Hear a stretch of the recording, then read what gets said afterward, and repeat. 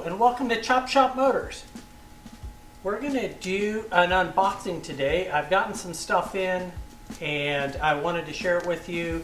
It's for lots of different projects and you know, it's kind of fun to open them up and kind of get reminded what they are and give you a little backstory as to what we're working on when we bought it. If you've been following the channel along, you've probably seen that the shop has a fair amount of old, you know, I'll say vintage just because they're not new, but old style signs and storage units and equipment and all that stuff. So I love that stuff. I love looking for it and finding it. I haven't picked up as much of it in the last little bit because it's just getting a little harder to find. But a couple items that I'm going to unbox today kind of fit into that pseudo collectible space. And the reason what kind of prompted me to do this unboxing, we haven't done one for, I don't know, probably 6 or 8 months. And Shelby usually is here when we do the unboxing. But I got a package in the mail and I wanted to show you what can happen when you buy some of the collectible stuff off of an auction site. So we'll start with that one. I was concerned when I got the box, so I actually opened it and my fears were on point, and let me show it to you. So this is the box. You can see that there's already some bad signs when you kind of see the outside of the box. And so what this is kind of haphazardly packed clock.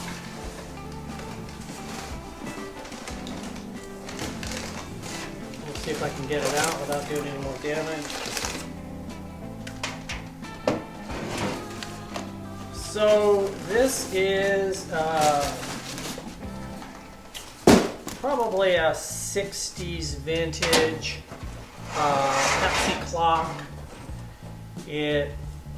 When I bought it, it was in actually pretty nice shape. Supposed to work. I haven't plugged it in.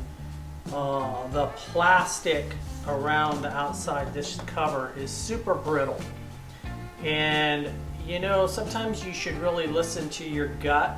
And when I looked at it, I was like, man, I don't want to buy that because they'll never get it shipped to me without breaking it. And I went ahead and bought it. I didn't listen to myself, and lo and behold, it came. And they had dropped it or stacked something heavy on it, and it's broken all down in here. It's broken all down in here.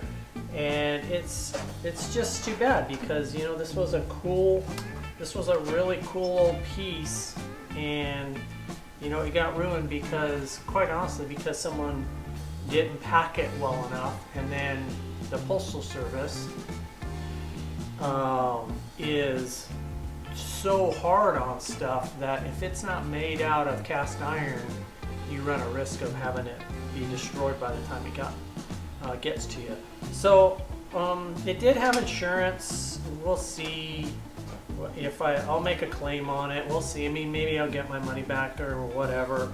It's just kind of sad. I got a pretty good price on it, but it doesn't really matter because they kind of ruined it. So that is what sparked this whole unboxing. Was I already kind of had to do one today. And that's the downside to buying stuff off of an auction site. I typically don't buy this kind of stuff off an auction site because of this. My chances have been about 50-50 on actually getting it here without having it be damaged. So this will probably be my last foray into trying to do something that can get hurt in shipping. I'll show you a little close up of it. So this is, I don't even know if you can actually see how the brake is. You can probably see it better there. So it's just broken along the bottom. So that's that. Overall, it was, you know, a pretty cool piece, and yeah, that's just the way it goes. All right, let's keep unboxing. Next piece. So if you have been following along a little bit, you've probably heard me talk about building a 32 pickup and some of these pieces and parts that are in this pile are for this 32 pickup. So super fun project. We're starting to accumulate the parts for it, and here's another piece for it.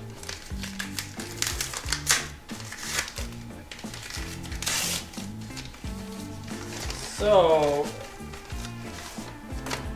this is kind of an interesting piece in that this is a Yankee. Yankee is the company. It's a Yankee registration holder. I've never seen one quite like this.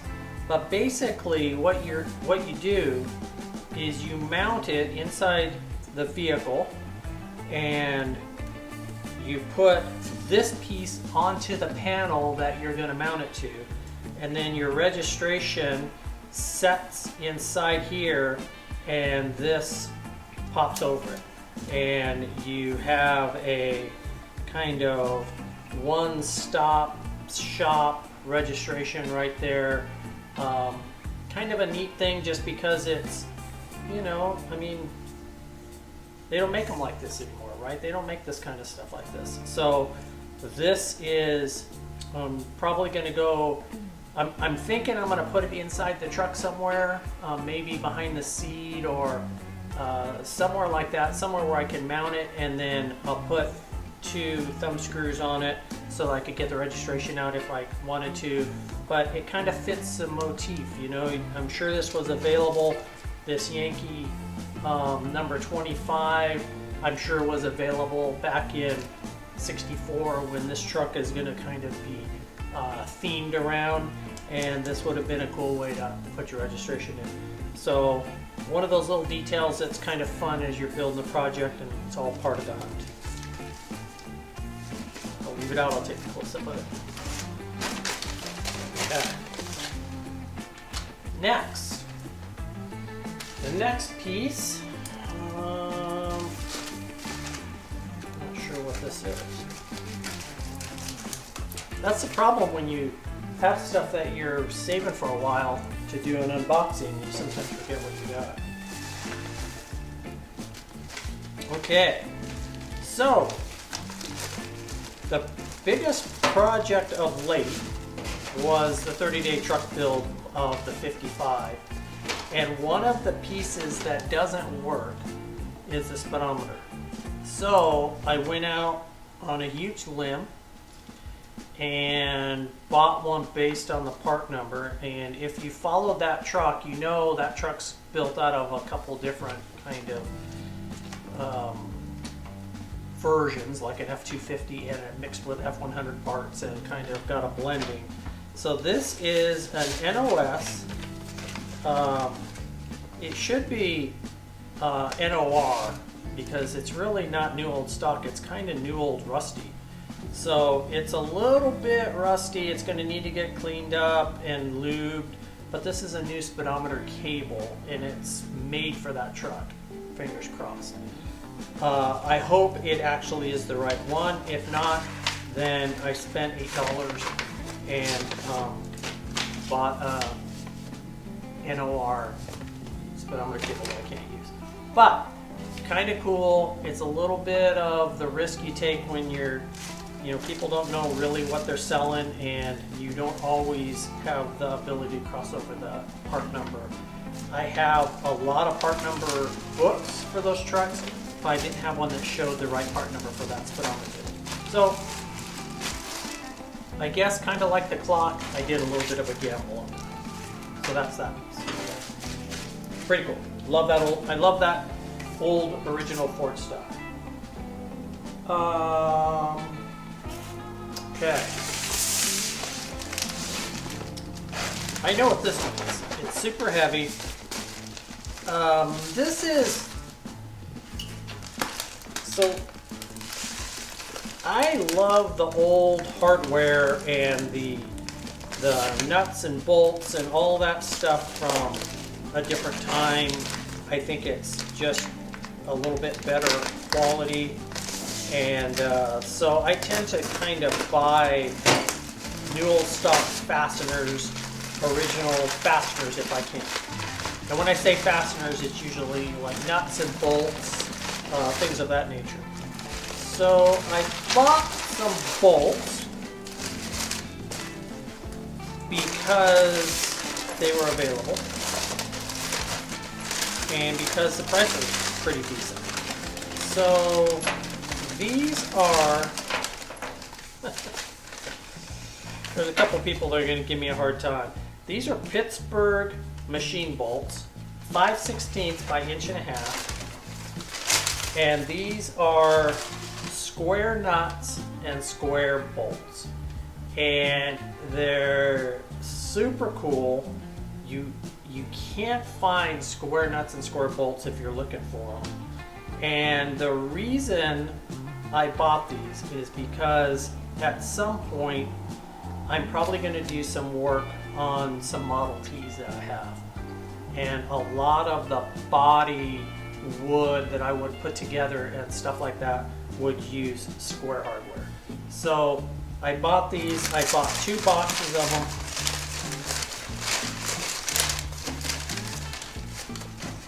They are brand new. They're they're probably 70 years old, and they're super cool. So I love this stuff. I'll keep it. I know I've bought other nuts and bolts, and I've had people give me a hard time for it, and I'm okay with that because when I need them, I'll have them. So here they are. Super cool box. I think the boxes are almost as cool as the bolts themselves. Kind of see this unbelievably funky nut and bolt. They're long enough that if I need them a little bit shorter, I can cut them down. I'm not sure what grade they would be. I don't know if they graded nuts and bolts the same way we do kind of after the war, but they're probably they're probably a grade 5, I would guess. Maybe not that good, but I'd be surprised if they were butter bolts like the bolts you buy now. So that's the bolts. Over here is this super cool Yankee registration holder. And the neat little bag it came in. And then up here we have the board and some other kind of bag, because this was made long before they were making things in Mexico for Ford. Speedometer cable. Okay, let's open these. Is this bad boy?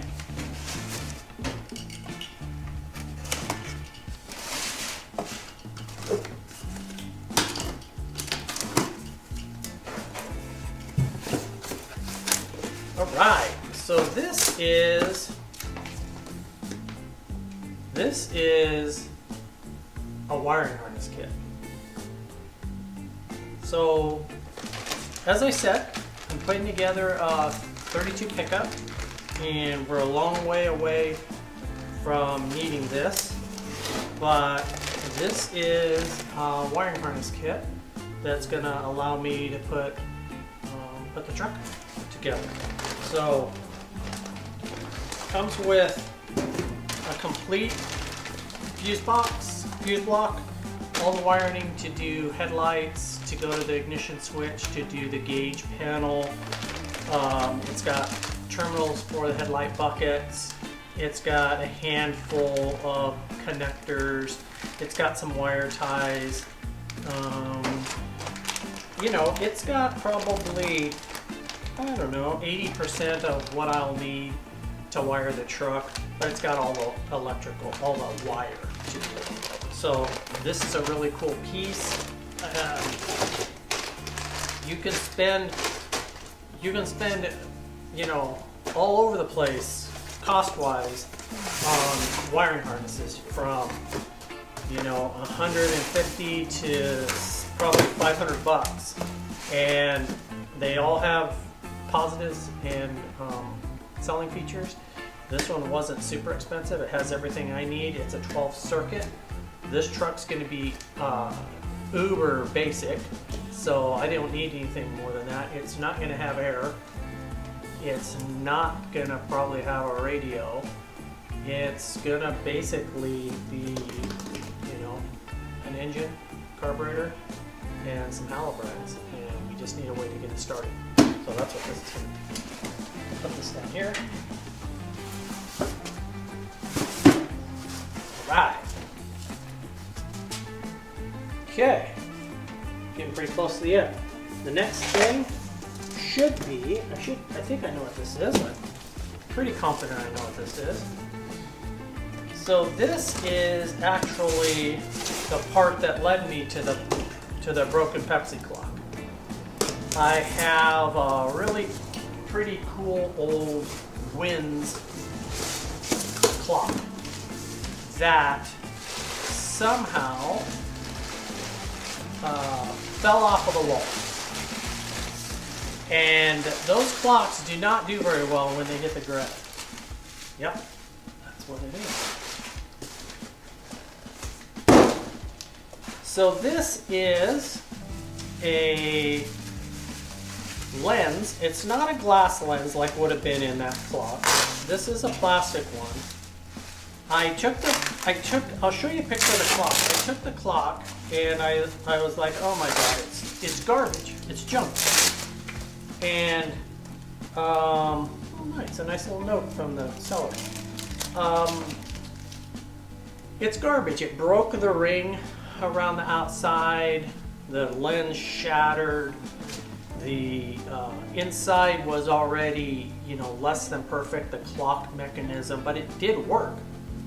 And I'm like, it's just garbage, I'll throw it away. Well, you can see I don't throw a lot of stuff away, that I tend to bring stuff back from the dead over and over and over and over again. So I started looking for a glass lens, and I couldn't find one that wasn't more than the clock was worth. And I didn't feel good about ordering one off eBay. Same problem I had with buying the clock. I just didn't listen to myself. So I came across this one, which is a plastic lens, probably replacement for something like a clock, a time clock. Probably was in a business or a factory where they had a whole bunch of these all the same, and this was the replacement lens or something of that nature. So I bought one of these. It was cheap enough. I'm gonna put it into this clock I have. I'm gonna do some body work on the ring, and I'm gonna see if I can bring that old clock back to being, you know, a cool addition to the shop. And when I was looking for this, that's when I stumbled across the clock that exploded on the way here. So let me show you the clock that this is gonna go on. So this is the Wins clock that it's going to go on, probably a 60s vintage would be my guess. It was a plastic ring that had been chromed, and so I'm guessing 60s. You can see on the side it's pretty beat up where I glued it back together. I found all the pieces except one little piece. I'll have to fill that. I put it back on the wall, and the motor stopped working, and I got the motor running again. And bottom line, it's just kind of a cool little piece, and it all of a sudden seemed to fit the rest of my crap around here where it just needed some love and needed somebody to save it. And lo and behold, that's what we do here. So that's the clock that other lens is going to be on.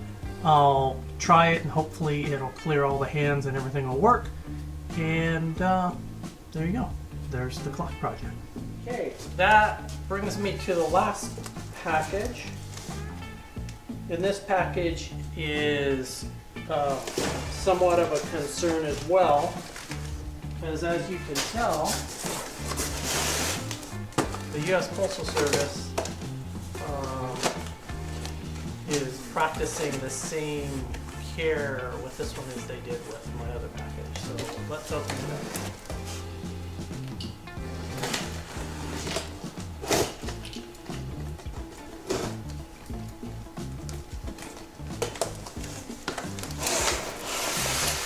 The only saving part about this is it's not glass. It's not plastic.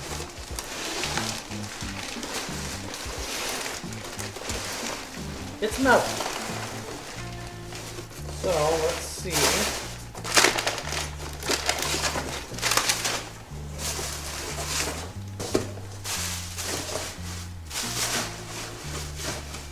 Wow. Got the pretty marginal packing cream. So this is an air cleaner.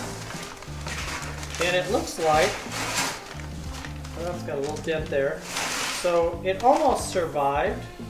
You know, it's got a dent here, naturally. Never going to be on the bottom, right? This is the air cleaner that's going to go on the 32. So it's actually got a little wave there. It's still better than doing what mine would have required to make this function. So we'll have to do some body work on it. Typical, considering the packaging. I guess I'm not surprised. This is an element style. So it's got a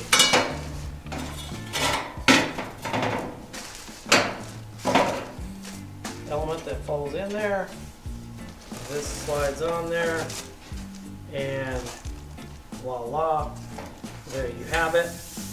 It is a pretty cool piece. It's a replica of a Cadillac style air cleaner. Comes with a some kind of bullet looking bobber that we won't use. It looks very similar to an original. Let me show you what an original looks like. So this is what an original looks like. Dimensionally, it looks the same, and that's what they were selling. Was that dimensionally it was the same, and it is. I think this air cleaner is made by Moon. So that's the company that produced it, and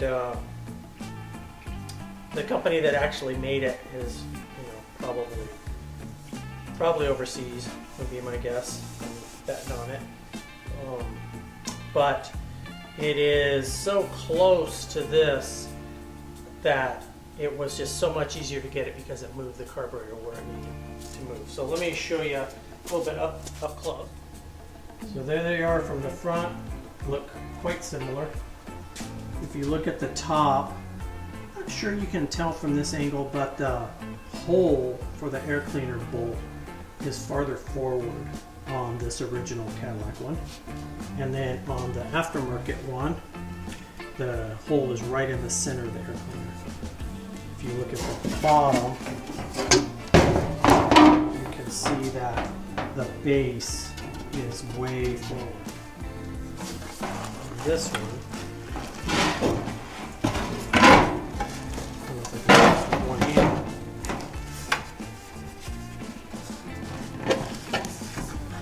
On this one, the base moves back a little bit, at least an inch back.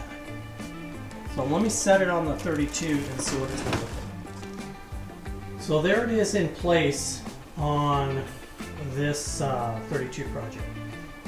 It gives me just enough room to clear the firewall, and when I say just enough, I mean like you can't even really see.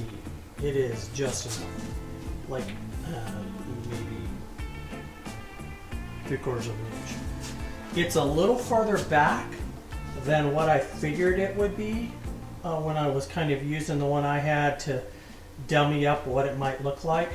But it's going to work. It's going to clear the firewall. That's the biggest problem. And it's going to clear everything on the front naturally because it's farther back. And it's going to look good when it's all painted up and ready to go. So that is the Cadillac air cleaner. Hooray for that. So that does it for the unboxing. We got a little bit of stuff for the 32. We got a little bit of stuff to augment the shop, and we got some hardware for different projects, and that's kind of what an unboxing around this place looks like typically. Thanks for joining us. If you like these kinds of videos, hit the like button. Thanks for sticking around, and if you haven't subscribed, please do so. We'd love to have you as a regular. And I'm Clay for Chop Shop Motors, and we'll see you on the next project.